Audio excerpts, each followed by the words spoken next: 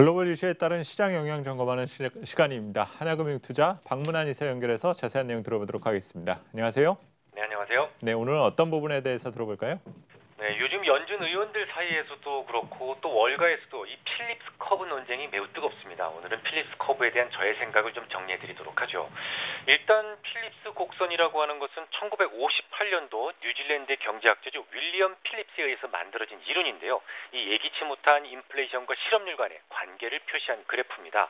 이 물가나 임금은 실물 경제가 호조세일 때 오르는 경향이 있지만 반대로 실물 경제가 불황에 빠지게 되면 물가나 임금이 하락하면서 디플레이션이 생기게 된다는 주장인데요. 물론 이 부분에 대해서 저의 생각은 조금 다릅니다. 아무리 돈을 공급해도 투자가 이루어지지 않는다면 물가는 오르지 않는다라는 말씀을 드리면서 강조드렸던 것이 제조업 평균 가동률이었죠. 이 부분에 대해서 케인즈도 저와 비슷한 생각을 했었는데요. 그는 디플레이션을 투자의 함수로 해석을 했습니다. 결국 기업들의 투자가 줄어들게 되면 화폐량을 아무리 공급을 하더라도 디플레이션이 진행될 수 있다라고 그는 주장한 바 있었죠.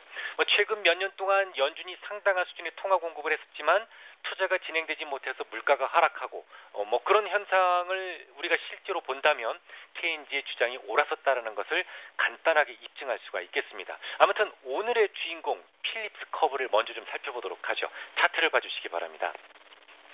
조금은 좀 어려울 수 있겠는데요. 좀 쉬운 설명을 위해서 최선을 다하도록 하겠습니다.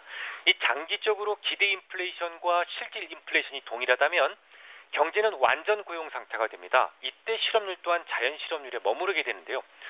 지금 그림에서 보신다면 자연 실업률이라고 하는 것은 수직선으로 표시된 장기 필립스 곡선입니다.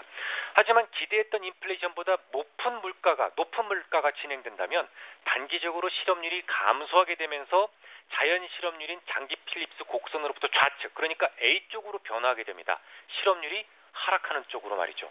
그런데 지금 어떤가요? 연준에서 제시하고 있는 완전 실업률이 4.6% 수준인데요. 현재 실업률 지난달에 4.3%에 불과합니다.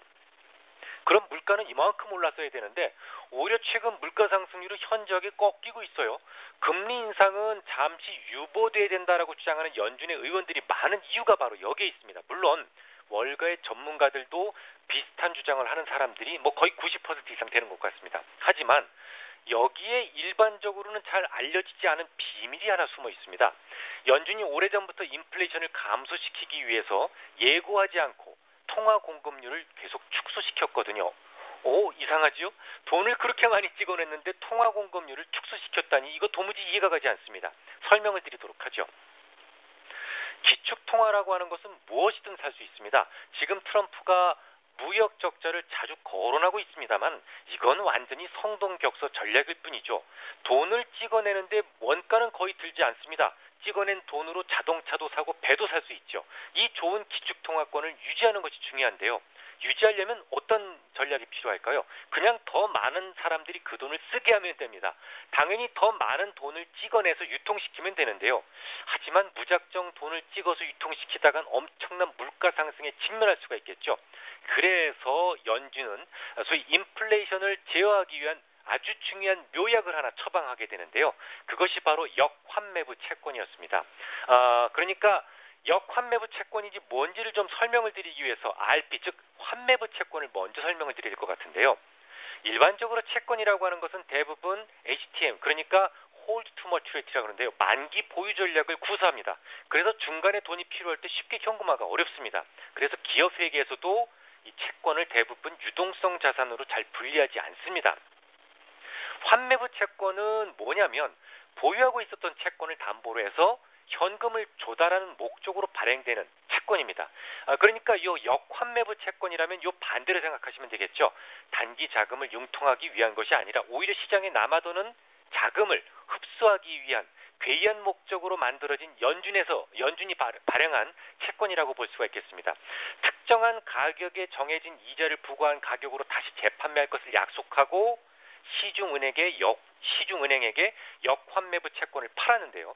이런 식으로 해서 연준은 4조 5천억 달러나 새로운 돈을 찍어냈음에도 불구하고 그중에 무려 85%의 새 돈을 고스란히 흡수해서 연준 창고에 쟁여둠으로써 과도한 물가 상승을 막을 수 있었던 겁니다. 일단 흡수한 돈들은요.